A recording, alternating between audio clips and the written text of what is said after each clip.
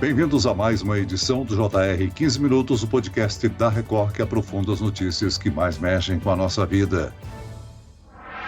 A economia brasileira cresceu 2,9% no ano passado, acima do que era esperado pelo mercado e pelo próprio governo federal. O PIB de quase 11 trilhões de reais recolocou o Brasil entre as 10 maiores economias do mundo. O crescimento do PIB brasileiro em 2023 foi maior do que o registrado nos Estados Unidos, França e Reino Unido, entre outros países desenvolvidos. A maior parte desse bom resultado se deveu ao desempenho da agropecuária, com crescimento acumulado no ano de 15,1%. Mas os números do Produto Interno Bruto brasileiro no ano passado não trouxeram só boas notícias, não. O bom resultado foi turbinado pelo crescimento no primeiro semestre. Na segunda metade de 2023, a economia brasileira ficou praticamente estagnada. E um dos números mais importantes que mede o investimento na economia brasileira assustou muitos especialistas. O que garantiu o crescimento na economia brasileira em 2023? Por que não crescemos mais? O que esses números indicam em relação à economia brasileira em 2024? E qual é o motivo do baixo nível de investimento na nossa economia? Quem nos ajuda a decifrar todos esses dados e responder estas e outras perguntas é o economista-chefe da MB Associados, Sérgio Vale. Bem-vindo ao nosso podcast, Sérgio. Obrigado, Celso. Prazer estar aqui falando com você. Quem nos acompanha nessa entrevista é Emerson Ramos, repórter do Jornal da Record. Emerson, a concentração do crescimento do PIB brasileiro nos primeiros 6 meses de 2023 tem relação com a agropecuária, que foi o principal motor da economia do ano passado, não? Oi, Celso. Olá, Sérgio. É isso mesmo, Celso. A agropecuária registrou um crescimento recorde de 15,1% em 2023. E grande parte desse resultado foi colhido nos primeiros 6 meses do ano. Sérgio, por que 2023 foi tão bom para esse setor e qual é a perspectiva para a agropecuária brasileira agora em 2024? O grande efeito de 2023 do agro veio por conta de uma super safra que a gente teve no primeiro semestre, muito ligada à soja. Depois, na metade do ano, o milho também teve um desempenho bastante favorável e que fez com que a gente crescesse um pouco mais de 15% no ano passado. Na verdade, se a gente vê os anos anteriores, a gente estava tendo já um desempenho muito bom das commodities agrícolas, especialmente em 21 e 22 também. Tem sido 3 anos realmente muito favoráveis quando a gente olha as commodities como um todo, mas especialmente as agropecuárias, né? Esse ano, certamente, a gente deve ter uma desaceleração. Os preços estão em uma certa queda, a gente não vai ter super safra como foi ano passado.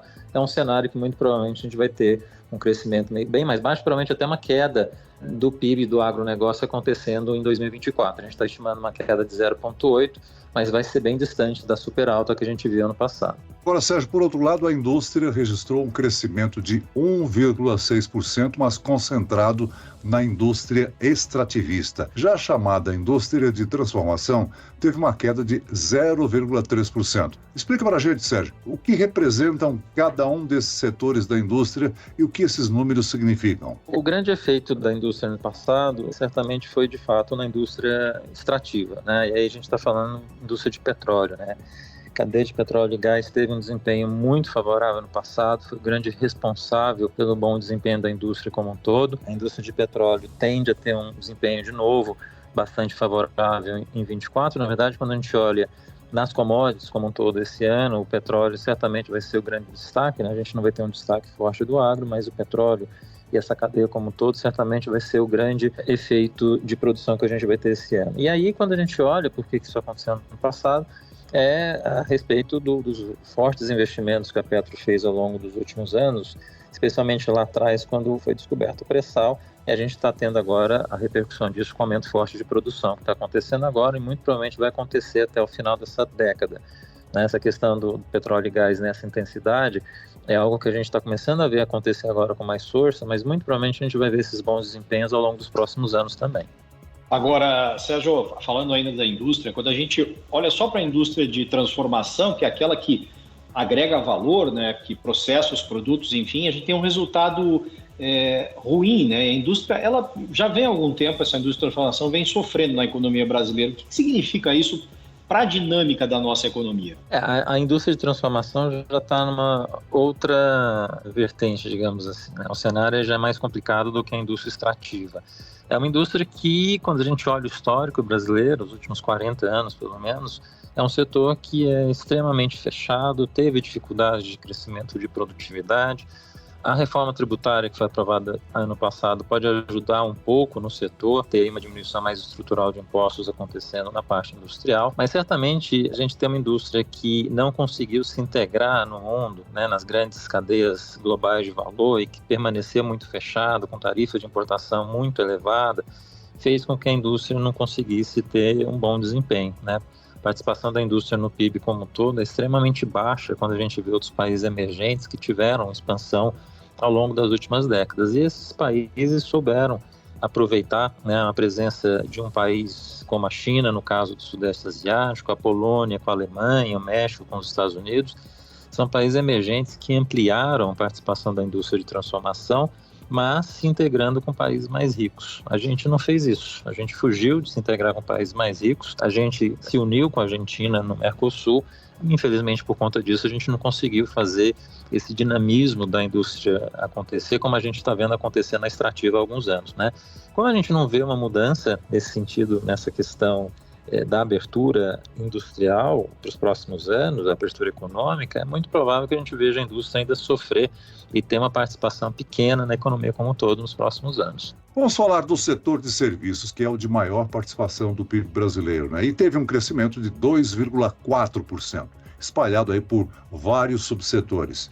Esse crescimento, Sérgio, nos serviços, mesmo que modesto, ele pode ser uma explicação para a queda do desemprego em 2023? Certamente, os serviços têm uma participação muito grande na economia brasileira como um todo, né? E o desempenho que o setor tem tido nos últimos anos tem sido bastante forte. Ano passado começou a desacelerar um pouco mais, e é interessante observar que as regiões em que a gente viu os serviços crescer com mais intensidade foram justamente as regiões do agronegócio. A gente pega o Centro-Oeste, foi a região que os serviços cresceram com muito mais intensidade. O Sudeste acabou tendo queda nos serviços no final de 2023. Então tem um cenário que aqui também as commodities agrícolas, né, tem um efeito de espalhamento, de ajudar o resto da economia. A gente vê isso com muita clareza na parte de serviços, né? As commodities ajudaram a ter um crescimento forte desse setor também ano passado. O consumo das famílias, que representa os gastos dos brasileiros em geral, cresceu 3,1%. Qual é a explicação para esse resultado e como você avalia esse resultado? O consumo também está atrelado a esse cenário muito positivo no geral de commodities que a gente teve ano passado, né? Quando a gente vê as commodities agrícolas, petróleo, mineração, a gente está falando de 40% a 45% do PIB, né? Esses setores crescendo na intensidade que cresceram ano passado acaba ajudando no consumo como um todo, que é o que a gente viu acontecer.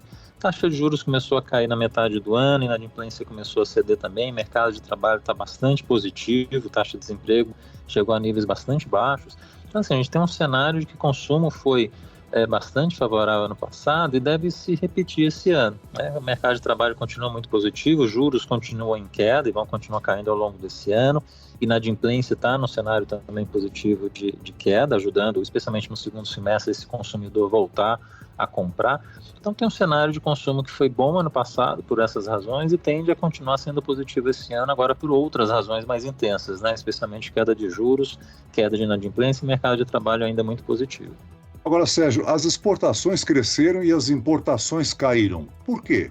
As exportações cresceram muito justamente por conta das commodities, né? Elas tiveram um desempenho bastante favorável ano passado e a gente conseguiu fazer, por conta disso, esse crescimento forte das exportações acontecerem. As importações, elas estão muito atreladas à atividade econômica como um todo e estão também muito atreladas à importação, na importação de máquinas e equipamentos, por exemplo. Ano passado foi um ano de investimento baixo e aí, por conta disso, a gente acabou vendo essas importações caírem, né, e terem um desempenho tão fraco como a gente viu acontecer em 2023. Agora, comparando a economia brasileira com o restante do mundo, né?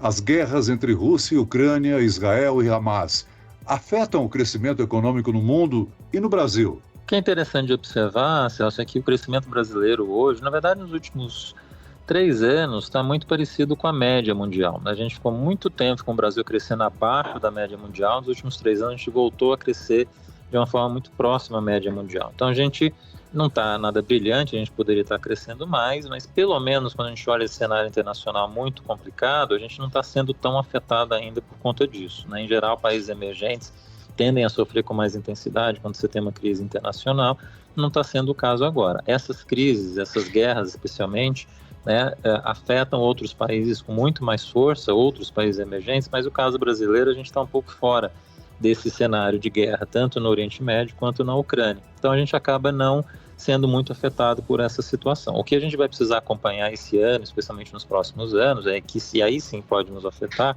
é a guerra comercial e a guerra geopolítica entre China e Estados Unidos. Mas isso aí a gente vai precisar acompanhar o desdobramento da eleição americana esse ano e o que vai acontecer nos próximos anos ainda. Sérgio, tem um indicador entre os números do Produto Interno Bruto que mostra quanto está sendo investido para se aumentar a produção no país.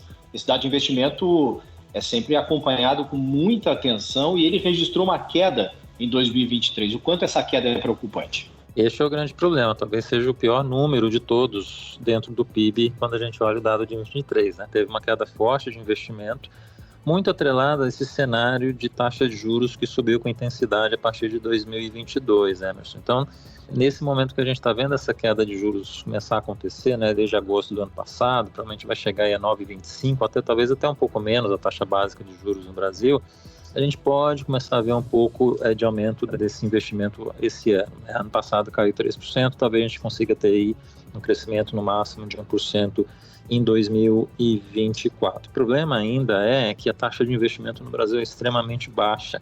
Ela fica rodando entre 15% e 16%. E para você conseguir crescer com mais intensidade, de 3% a 4% de forma sustentável, sem ter pressão de inflação, essa taxa de investimento precisaria estar acima de 20%. Então a gente tem um longo caminho para conseguir retomar taxa de investimento com mais solidez no Brasil, e aí a gente conseguir crescer com mais intensidade sem ter processo inflacionário por trás também. Agora, Sérgio, muitos economistas chamam a atenção para uma questão que é a capacidade do Brasil sustentar um bom índice de crescimento sem gerar aumento importante na inflação. Você pode explicar exatamente qual é essa preocupação? Esse é o grande problema, justamente. Como a gente tem uma taxa de investimento muito baixa no Brasil, se você começa a crescer com muita força, com muita intensidade, a sua demanda vai estar crescendo muito acima da sua oferta, né? E demanda crescer acima da oferta acaba gerando um processo inflacionário, e esse é o risco. Então, nesse momento no Brasil, você começar a pensar em estimular crescimento para ele ficar de 3% a 4%, por exemplo, vai atrapalhar a vida do Banco Central. Você teria um risco da inflação voltar a acelerar e você ter que aumentar a taxa de juros por conta disso. Então, a gente precisa continuar tendo reformas estruturais na economia brasileira, como a própria reforma tributária que foi aprovada ano passado, para conseguir aumentar o crescimento potencial do Brasil, a oferta brasileira, e aí você conseguir crescer a demanda sem que ela se torne inflacionária, né? Aí a gente consegue ter uma taxa de investimento maior e, consequentemente, a gente consegue crescer 3%, 4% todo ano sem se preocupar com tanta intensidade com a inflação. A gente já citou, Sérgio, que no último semestre, né, do ano passado, a gente teve uma retração ou pouco investimento estrangeiro. O que precisa ser feito? Você já citou aí a reforma tributária que ajudou, mas o que falta ainda a ser feito para que o Brasil se torne um país de grandes investimentos? O Brasil precisa continuar no cenário de estabilidade macroeconômica, né? A questão fiscal aqui é essencial nesse sentido. Eu acho que é o grande desafio que ainda falta, né? Tem uma dúvida muito grande em relação aos números fiscais do Brasil nos próximos anos, o tamanho do déficit, o tamanho da dívida. Essa é uma grande questão que a gente vai precisar acompanhar com bastante força nos próximos anos, né? Além disso, continuar fazendo as reformas econômicas, microeconômicas, ajuda nesse crescimento estrutural da economia brasileira, e a gente pode fazer com que o crescimento avance. Sem esquecer que as commodities continuam sendo importantes, elas vão ser fonte importante de crescimento nos próximos anos, e o mundo, nessa mudança, nessa transição climática que a gente está vendo acontecer agora, o Brasil também tem o que mostrar, né? A gente tem um país com energia renovável, a matriz elétrica brasileira bastante limpa, e isso é um elemento importante quando a gente pensa em atração de investimento. Então, quando a gente junta tudo isso, o Brasil tem um potencial importante que precisa continuar sendo desenvolvido e ter atenção sempre aos números macroeconômicos mais importantes, especialmente aqueles relacionados à estabilidade macroeconômica, dívida pública, déficit. Esses números fiscais são os que mais preocupam nesse momento.